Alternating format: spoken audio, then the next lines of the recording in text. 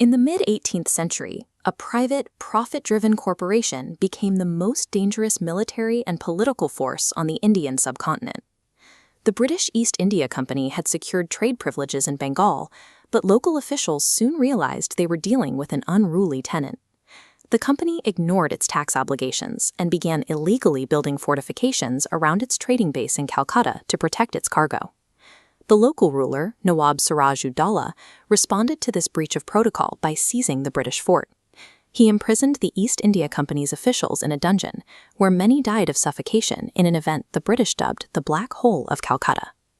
Losing a major operational hub forced the company's leadership to reassess their entire business model.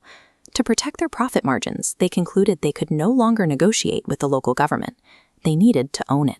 The company sent Robert Clive, who arrived with a drastically undersized force of about 3,000 men.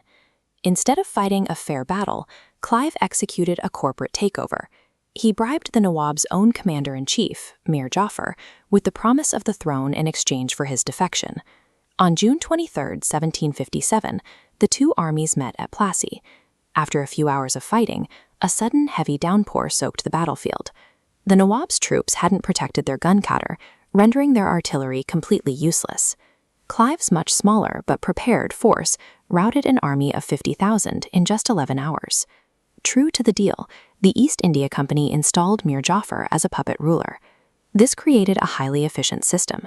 The corporation drained Bengal's vast wealth, while forcing Mir Jafar to handle the expensive day-to-day responsibilities of actual governance. Plassey established a highly effective operational blueprint. The company proved that buying a local government through bribery and defection was cheaper and yielded higher returns than engaging in traditional warfare. The company's relentless financial extraction pushed the Bengal economy toward collapse. These extreme demands eventually forced even their hand-picked puppet rulers to the breaking point.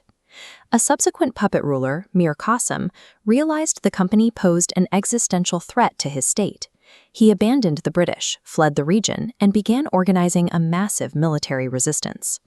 Mir Qasim managed to unite his forces with two major powers, the Nawab of Awadh and the ultimate sovereign of the region, Mughal Emperor Shah Alam II.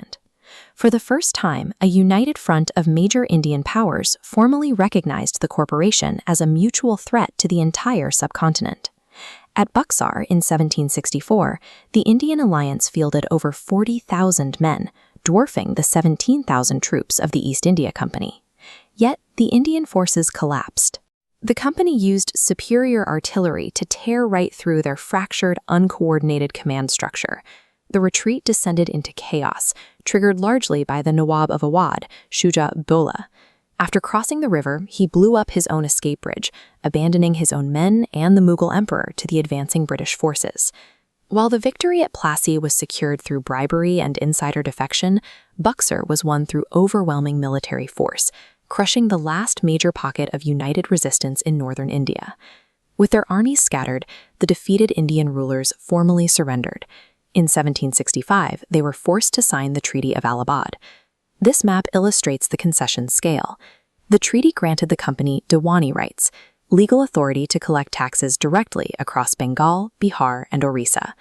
The economic equation inverted. Instead of bringing European silver, they bought Indian goods using taxes extracted from citizens. The Treaty of Allahabad stripped away local sovereignty. The East India Company now held the titles and powers of a sovereign ruler, outgrowing its origins as a mere merchant syndicate. These two battles illustrate the dual mechanisms of conquest.